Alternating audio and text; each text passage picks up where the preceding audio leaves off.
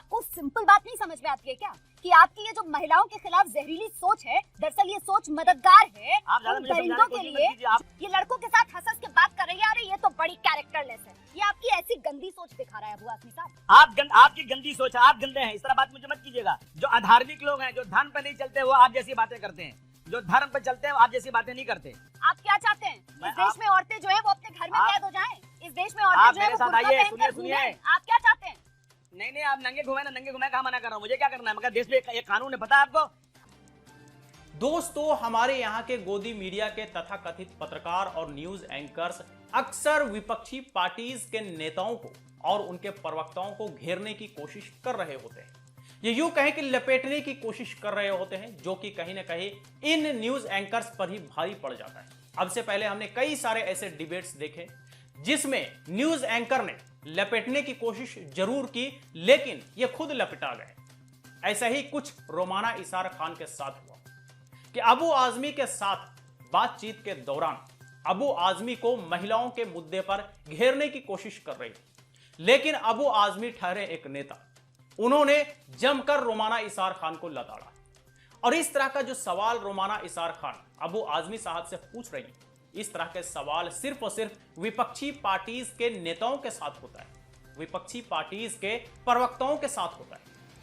अगर इनके अंदर इतना हिम्मत है, अगर इनके अंदर इतना दम है, तो सत्ता में बैठे लोगों से इसी तरह से सवाल पूछ ले, इसी शैली में सवाल पूछ ले, इसी अंदाज में सवाल पूछ ले, तो हम मानेंगे कि यह असल मायने में पत्रकार हैं, यह असल मायने में न्यूज एंकर्स हैं।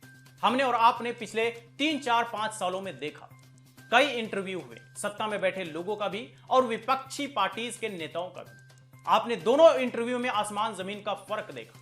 तो अबू आजमी साहब ने रोमाना इसार खान के हर एक सवालों का मुंह तोड़ जवाब देते हुए इसे जमकर लताड़ भी दिया। रोमाना इसार खान बार बार बुर्के को लेकर के सवाल पूछ रही थी, बुर्का इतना क्यों जरूरी, बुर्के में रहें या आपको पसंद, वगैरह वगैरह, जैसा कि आपने देखा। अबू आजमी साहब ने जो इन्हें जवाब दिया वो वाकई मुंहतोड़ जवाब था, कमाल का जवाब था, और मुझे लगता है कि आपको एक बार फिर सुनना चाहिए।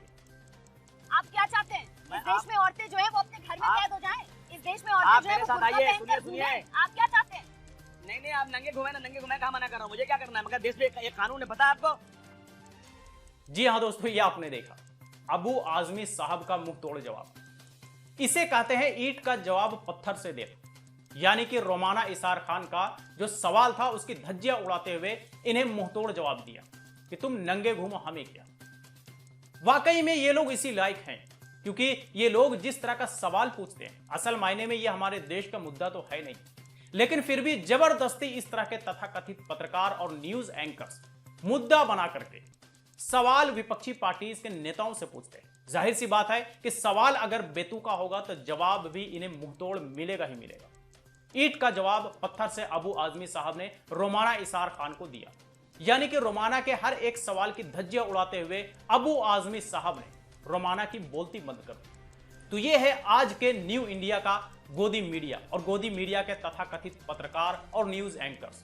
और इन्हें अब से पहले भी कई बार लोग जमकर लताड़ चुके हैं। बावजूद इसके ये लोग इससे सीखते नहीं, इससे सबक नहीं लेते कि हम आखिर कर क्या रहे हैं, हमारा धर्म क्या है, हमारी जिम्मेदारी क्या है।